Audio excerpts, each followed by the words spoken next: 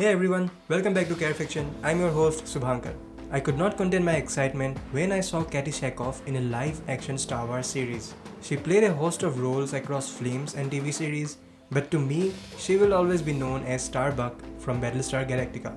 And now she is back in the role of one of the most known and fearsome Mandalorian, Bo-Katan Kryze.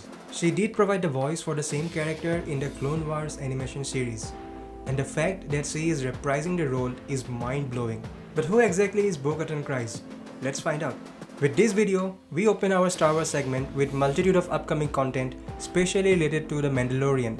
So if you want to be apprised of those, hit the subscribe button right now. To know more about her life and journey, I will try to break it down in terms of major Star Wars events, in a chronological order up until the current Mandalorian series. Bo-Katan was born on the planet Mandalore into the house Kryze. She has a sister named Satine Kryze, who eventually became the Duchess of Mandalore and led the pacifist government of Mandalore, known as the New Mandalorians. But Bo-Katan had different plans and beliefs that conflicted with her sisters, as she wanted to return Mandalore to its martial history and culture. So by 21 BBY, Bo joined a Mandalorian radicalist group known as the Death Watch, led by Pre Vizsla. During the same time, Bo also led the Night Owls, which was an elite group of female Mandalorian warriors. But Death Watch was banished from the Mandalore system, and so they set up a secret base in Korlek. In 20 BBY, Death Watch was contacted by Lux Bonteri regarding information about the whereabouts of Count Dooku. Bo-Katan led a Death Watch squad to meet Lux, who was accompanied by a disguised Jedi Padawan, Ahsoka Tano.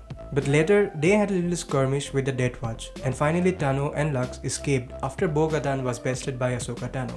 In 19 BBY, the Death Watch joined forces with the Sith Lord Darth Maul to capture Obi-Wan Kenobi and reclaim Mandalore from the clutches of Satine Kryze. Their plans started with the formation of an army called the Shadow Collective. Eventually, they took over Mandalore by defeating the new Mandalorian government led by Satine Kryze. However, Pre Vizsla and Bo-Katan, fearing betrayal by the Sith, captured Darth Maul and his associates. Darth Maul soon fled and demanded a lightsaber-darksaber duel with Pre Vizsla, which he won and thus declared himself the new leader of Mandalore. Bo-Katan, shocked by the death of Pre Vizsla, opposed Maul's claim and thus narrowly escaped. She decided to help escape her sister from the prison.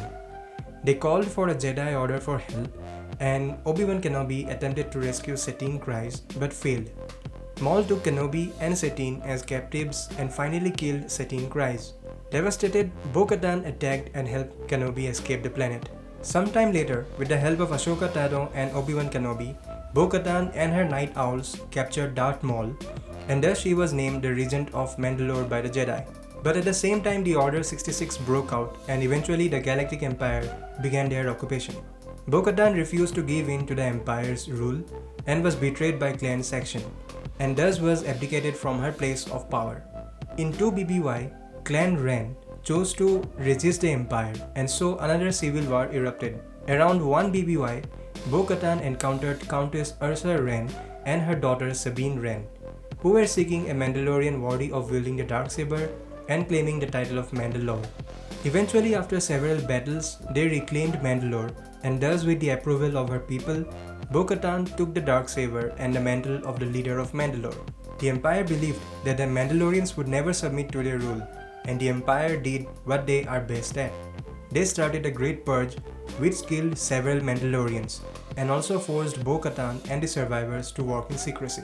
Bo-Katan also lost the possession of the Darksaber, and as we all know, it landed on the hands of Moff Gideon, and that Bo-Katan is still in pursuit of the Darksaber. So there is a gap in how she ended up in Trask, but I am happy that she did. So that was a very brief introduction of Bo-Katan Kryze, and I am excited to see how her character develops, not just in a Mandalorian series, but the entire Star Wars saga. So comment below your thoughts on the character, and also if you are excited to see more appearance from Katie Sackhoff. If you have enjoyed the video, hit the like and subscribe button. Thank you for watching and see you soon.